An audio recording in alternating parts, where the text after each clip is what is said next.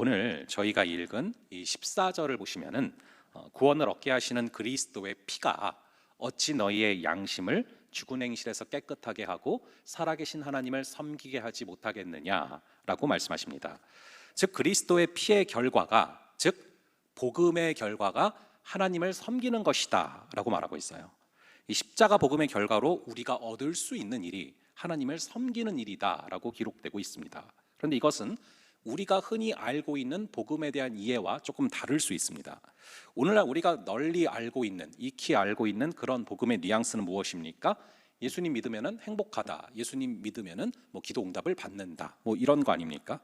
근데 오늘 14절을 자세히 보니까 예수의 보혈의 결과로 우리가 행복해지는 게 아니라 예수의 보혈의 결과로 능히 하나님을 섬길 수 있게 된다라고 기록되어 있죠.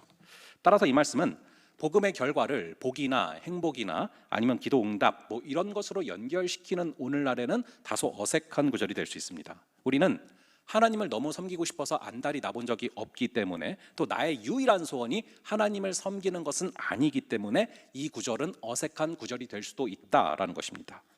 우리는 전도할 때 너무 당연히 이렇게 말을 합니다. 예수님을 믿으세요. 그러면은 행복해집니다. 예수님을 믿으시면은 가족들과 모든 그 기도들이 이루어질 수 있어요. 이런 식으로 전도를 할 때가 많지 않습니까? 그런데 이렇게 말을 한다고 생각을 해보죠. 예수님을 믿으세요. 그러면 결국에 예수님을 섬길 수 있게 됩니다. 이렇게 말한다면은 뭔가 이것이 좀 빠진 것 같은 느낌이 오히려 우리에게 있다는 것이죠. 우리도 어쩌면 복음을 접하게 된 계기가 예수님을 믿으면 하는 일이 잘 된다고 해서, 예수님을 믿으면 가족들이 다 잘 된다고 해서 믿게 됐을 수도 있어요. 근데 오늘 본문은 명확히 말합니다. 그리스도의 피가 어찌 너희를 하나님을 섬길 수 있도록 하지 못하겠느냐. 즉 그리스도의 피를 믿으면 그 결과 우리가 하나님을 섬길 수 있게 된다라는 것이죠. 왜 오늘 본문은 복음의 결과로 다른 것들이 아닌 하나님을 섬기는 것을 말하고 있을까요? 이전에 오래된 연예인 중에 이 마릴린 먼로라는 연예인이 있습니다. 굉장히 유명한 연예인인데 그 연예인이 36살에 자살을 했습니다. 왜 자살을 했냐면은 이분의 남편이 디마지오라는 사람이 아내를 회상하면서 이런 말을 했습니다. 그녀는 인생을 살면서 필요한 모든 것을 다 가졌다. 그러나 그녀에게 뭔가를 위해서 살아가야 될 대상, 즉 섬겨야 할 대상이 없었다라고 인터뷰를 했습니다. 지금 여러분은 왜 살고 계십니까? 어쩌면 여러분의 마음에 섬길 수 있는 그 대상이 있어서 살아가는 걸 수 있다는 것입니다. 이 세상의 많은 아버지들이 직장 생활이 너무 힘든데 그럼에도 꿋꿋하게 버티고 살아갑니다. 그렇게 힘든데 왜 계속 일하냐 물어보면은 대부분 그 이유가 처자식 때문이라고 말을 합니다. 우리를 살게 하는 이유가 어쩌면 우리가 섬길 수 있는 대상이 있기 때문일 수 있다는 것이죠. 그 대상에게 마음과 시간을 쏟으면서도 그것이 아깝지가 않습니다. 그게 바로 나를 살게 하는 이유이기 때문이다라는 것이죠. 사람은 뭔가 그것을 위해서 살아가야 할 대상이 없으면 살아갈 수가 없습니다.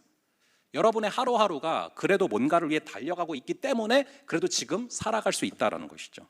섬길 수 있는 대상이 없다라는 것은 죽음이기 때문에 섬길 수 있는 대상이 주어지는 것이 복이고 구원이다라는 것입니다. 단순히 영원히 살 수 있다라고 해서 그것이 복음이 아닙니다. 복음은 그 차원을 넘어서는 것을 오늘 구절이 말하는 거예요.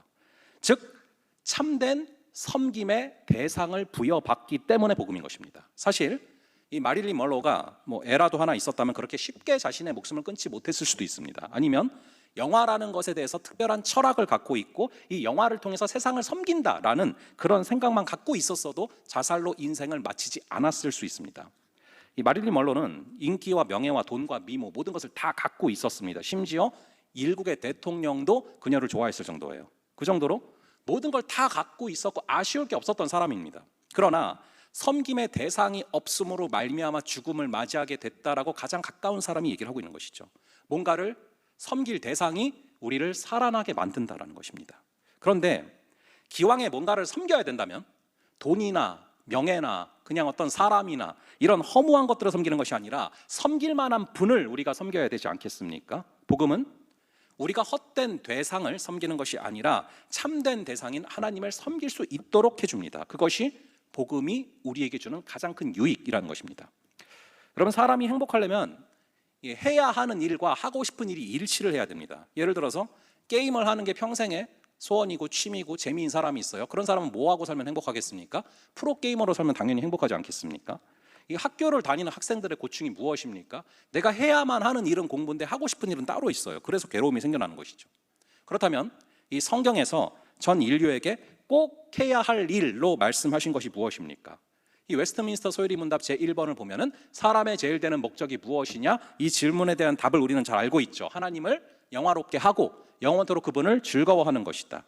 다시 자세히 말하면 하나님을 섬겨야 하는 것이 우리가 해야 할 일인데 그냥 억지로 섬기는 것이 아니라 좋아서 섬기고 기뻐서 섬기는 것이 돼야 된다. 즉 해야 할 일과 하고 싶은 일이 일치해야 된다. 그럴 때 우리는 생명의 길을 걷게 되고 영생의 길로 걸어가게 된다라는 것입니다. 이 사실을 볼 때 거꾸로 죄가 무엇인가 하는 것도 명확해집니다. 죄는 무엇입니까? 우리가 해야 할 일, 우리가 평생에 걸쳐서 해야 할 일은 하나님을 섬기다 가는 거예요. 그런데 하나님을 섬기는 일을 기쁨으로 하는 것이 아니라 그것을 억지로 하는 상태가 바로 죄라는 것입니다. 그래서 14절에 보시면은 하물며 영원하신 성령으로 말미암아 흠없는 자기를 하나님께 드린 그 그리스도의 피가 어찌 너희의 양심을 죽은 행실에서 깨끗하게 하고 살아계신 하나님을 섬기게 하지 못하겠느냐라고 말을 하는 것이죠. 여기서 양심이란 단어가 나와요. 이 14절에 양심이란 단어는 왜 나올까요? 뭐 친구가 나한테 돈을 맡겼다. 근데 그걸 그냥 써버렸어요. 그럴 때 우리는 양심의 가책을 받죠. 우리는 이런 양심이 있습니다. 그런데 아주 중요한 양심이 없어요. 평생에 하나님을 섬길 때 기쁨으로 섬기는 마음이 없으면서 양심의 가책이 없다는 것입니다. 머리부터 발끝까지 지으신 분이 누구시고 지금 생명을 연장시켜 주시는 분이 누구신데 그분이 숨을 가져가시면 우리에게는 단 하루의 시간도 남아있지 않게 되는데 그럼에도 불구하고 하나님에 대해서는 요만큼도 우리가 생각을 안 하면서 살면서 전혀 양심의 가책이 없다라는 말이죠. 왜입니까?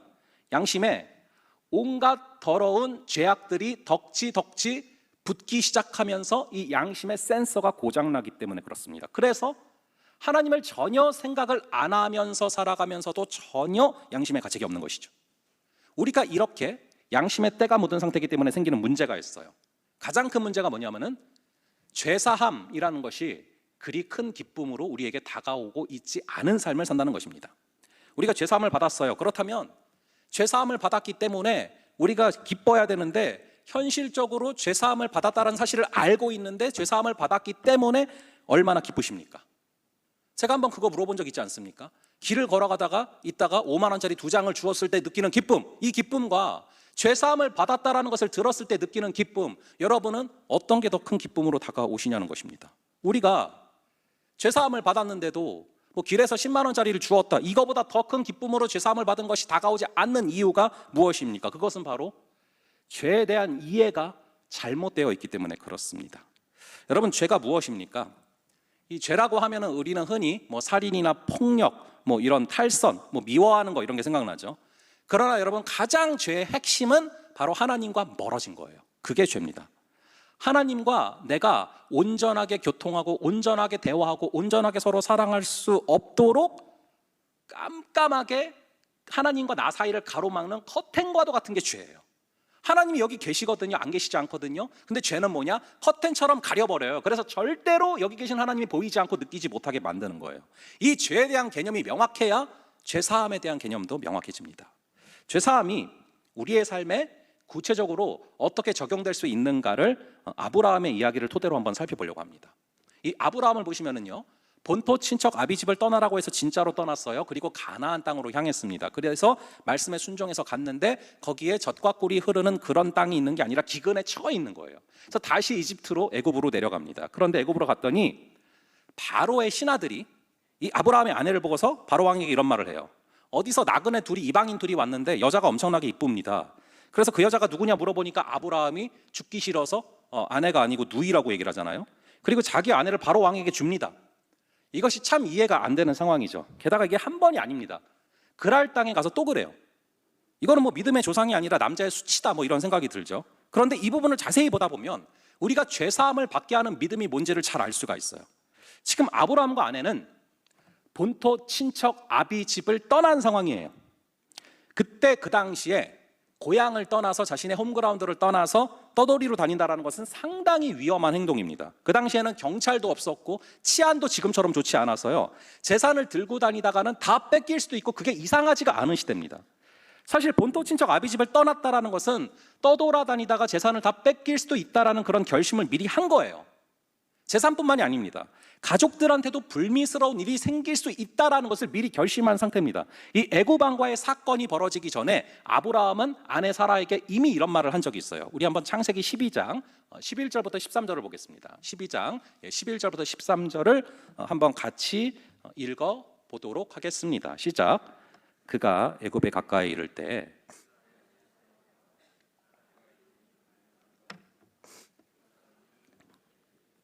이는 그의 아내라 하고 나는 죽이고 그대는 살리리니 원컨대 그대는 나의 노이라 하라. 그리하면 내가 그대로 인하여 안전하고 내 목숨이 그대로 인하여 보존하겠노라 하니라. 자, 아내에게 당신은 내 아내가 아니라 누이라고 말을 하고 다녀라 얘기를 했습니다. 이걸 볼 때 이런 일이 생길 것을 미리 예상을 했다라는 거예요. 이 사건이 벌어지기 전에 한 말입니다. 즉 떠나라는 명령을 수행하기 위해서는 아브라함은 이미 마음속에서 재산을 내려놓고 이미 마음속에서 가족을 내려놨습니다. 그렇기 때문에 본토 친척 아비집을 떠나라는 명령에 순종한 게 위대한 사실인 거예요. 아브라함은 사실 이런 훈련을 굉장히 많이 했습니다. 가장 결정적인 사건이 바로 하나밖에 없는 아들 이삭을 바친 사건이죠. 100살에 자녀가 없던 아브라함에게 이삭이라는 아들을 주셨어요. 그리고 얼마나 귀했겠습니까? 100살에 얻었으니 그 아들을 27년 동안 잘 키웠습니다. 그런데 갑자기 어느 날 하나님께서 그 아들을 바치라고 하시는 거예요. 바치라고 하실 거면 아예 주시질 마시던지 왜 주셔놓고 다시 달라고 하십니까? 그것은 바로 마음을 아들로 꽉 채우고 있는 것이 죄라는 것을 깨닫게 하시려는 거예요. 마음속에 하나님보다 더 소중하게 여기면서 뭔가를 품고 있는 것을 내려놓게 하시는 것이죠. 우리가 하나님보다 더 소중하게 여기고 그것을 마음속에 품고 있는 것이 죄라는 것을 모르기 때문에 죄사함이 경험이 안 되는 거예요. 그래서 죄사함이라는 것이 나랑 거리가 전혀 먼 아주 옛날 얘기처럼만 느껴지는 것이죠. 이 마음이라는 공간을 빈틈없이 꽉 채울 수 있는 것은 오직 하나님 한 분밖에 없습니다. 하나님께서 우리의 마음을 태초부터 그렇게 디자인을 하셨어요. 그래서 이거는 기독교인들만 하는 얘기가 아니에요. 세상의 철학자들도 이 마음이 텅 비어있는 부분들이 있다는 걸 많이 말한단 말이죠. 그래서 우리가 하나님을 대신해서 다른 것으로 우리의 마음을 채우려고 하면 아무리 채워봤자 뭔가 2% 부족하고 허전하고 부작용이 날 수밖에 없는 거예요. 이 마음이라는 공간을 돈이나 권력이나 사람이나 아무리 다른 걸로 채우려고 노력해본들 채워지지가 않습니다. 왜냐하면 이 마음이라는 공간을 빈틈없이 채울 수 있는 것은 오직 하나님 한 분밖에 없기 때문에 그렇죠. 여러분, 이 마음이 청결한 자라는 구절을 잘 아시지 않습니까? 마음이 청결하다 할 때 성경에 쓰여지는 청결이라는 것이 여러분 무슨 뜻인지 아십니까? 여기 핸드폰이 있어요. 근데 이 핸드폰을 깨끗하게 닦았다고 해서 청결한 게 아니에요. 이 핸드폰을 닦을 뿐만 아니라 이 핸드폰이 놓여질 자리에 놓여 있는 것이 성경에서 말하는 청결이에요. 이 핸드폰을 깨끗하게 닦았지만 이것을 국그릇 안에 넣어놨다고 생각을 해봐요. 핸드폰 자체도 깨끗하고 국그릇도 깨끗하지만 그걸 보고 누구도 청결하다고 생각하지 않습니다. 왜냐하면 정리정돈이 되어 있지 않기 때문에, 있어야 될 자리에 있는 것이 아니기 때문에 청결하다고 말할 수가 없습니다. 여러분, 침 안에는 아밀라제라는 그런 효소가 있어요. 그래서 소화가 되는 것입니다. 우리가 음식을 먹을 때 이 음식이 여러분들 막 뭐 추석 때 음식 먹을 때 그게 어떻게 소화되냐? 입안에 침이 있어서 그 침 안에서 아밀라제라는 것이 나오기 때문에 그래서 음식이 소화가 되는 것이죠. 그래서 입 안에 침이 있는 건 절대 더러운 게 아니에요. 그게 있어야만 소화가 되는 것입니다. 근데 이 침이 입 안에 아니라 입 안에 있는 게 아니라 튀어나왔다. 그래서 길바닥에 떨어졌다. 그것은 우리가 당연히 더럽다라고 생각을 하죠. 왜냐하면 있어야 할 자리에 있지 않기 때문에 그래요. 여러분, 고양이 더러운 것입니까? 사람이 더러운 것입니까? 아니에요. 그런데 그것이 나의 마음속을 장악해버리면 이상하게 마음도 어지럽혀지고 내가 품는 그 고양이나 사람도 어지럽혀지는 것, 즉 놓여질 자리에 놓여지면 절대로 더러운 게 아닌데 놓여질 자리에 아닌데 그것이 놓여져서 더러워지는 것, 그것을 지금 말하는 거예요. 제가 한때 공부에 굉장히 집착을 많이 했던 적이 있습니다. 제가 지금도 덩치가 크지만 제가 고1 때는 지금보다 훨씬 더 덩치가 컸어요. 그때 제가 안경을 썼거든요. 별명이 뭐였냐면은 김정일이었습니다. 북한의 김정일. 그래서 이제 제가 하도 이게 살이 찌니까 그 외모에 자신감이 없고 그래가지고요.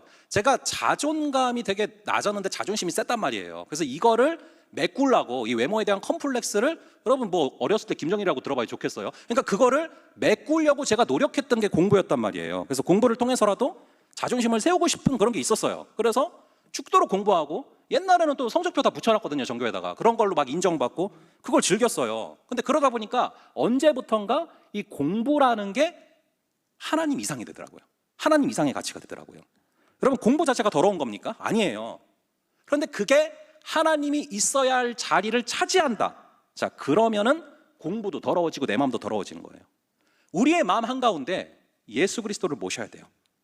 그 자리에 예수 그리스도가 아니라 공부가 있고 사람이 있다면, 그 자리에 목표가 있다면 그것이 바로 죄가 된다는 것입니다. 그렇기 때문에 믿음의 조상 아브라함에게는 그것을 자꾸만 내려놓는 훈련을 시키시는 거예요. 그리고 이러한 믿음을 아브라함의 의로 여기셨다라고 말씀하시죠. 그렇다면 우리는 어떻게 살아야 됩니까? 아브라함이 믿음의 여정을 떠나기 전에 곰곰이 생각을 해보면 치안이 좋은 것이 아니라서 재산도 뺏길 수 있고 가족도 뺏길 수 있는 상황이에요. 그래서 안 뺏기려면 안 떠나면 돼요. 그런데 떠났다라는 것은 마음속에 재산을 내려놓고 마음속에 사람을 내려놓는 거예요. 그럴 때 여러분, 하나님께서 어떻게 역사를 하십니까? 마음속에서 내려놨다고 뺏기게 놔두십니까? 아니잖아요. 바로 왕과 그랄 왕에게 말씀하십니다. 내 종 아브라함의 아내 사라에게 손 하나라도 댔다가는 너희가 전체가 멸절될 것이다 라고 경고를 하시죠. 아브라함의 마음속에서 아들을 내려놓게 하십니다.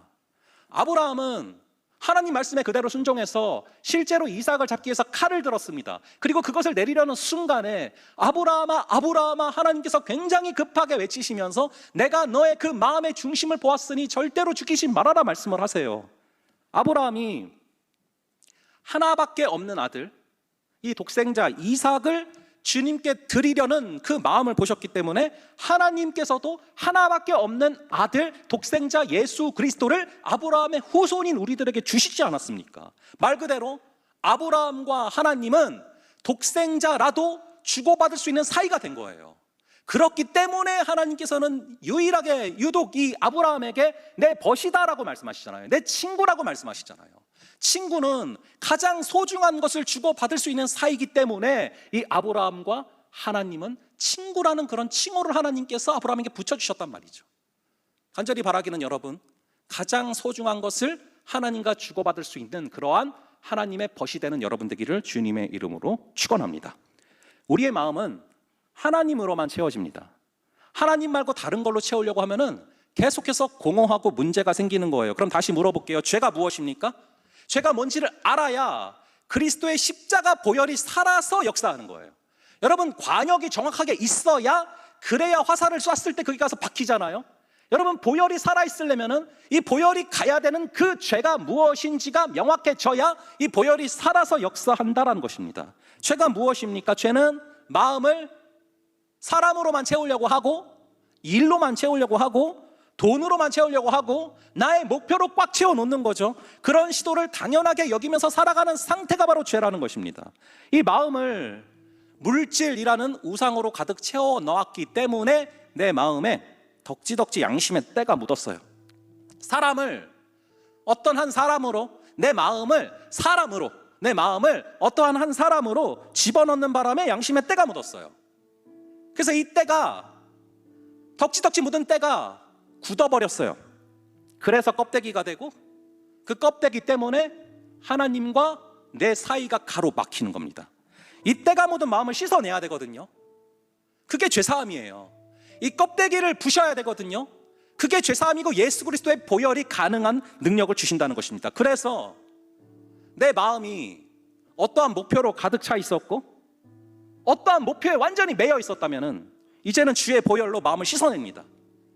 그래서 이제 주의 보혈이 임하면은 내 마음이 묶여있던 그 목표에서 끊겨나서 내 마음이 자유해지는 거예요.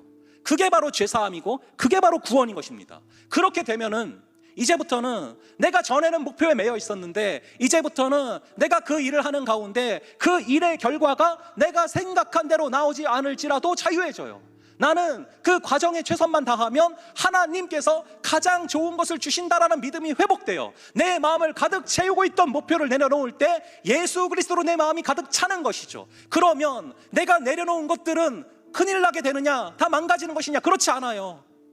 내 마음에 예수 그리스도로 채우고 내 마음을 채우고 있던 사람이나 목표를 내려놓을 때 이제는 주께서 다스리시고 주께서 통치하셔서 그것들도 온전하게 하시고 나의 마음도 온전하게 하시는 역사가 벌어진다라는 것입니다.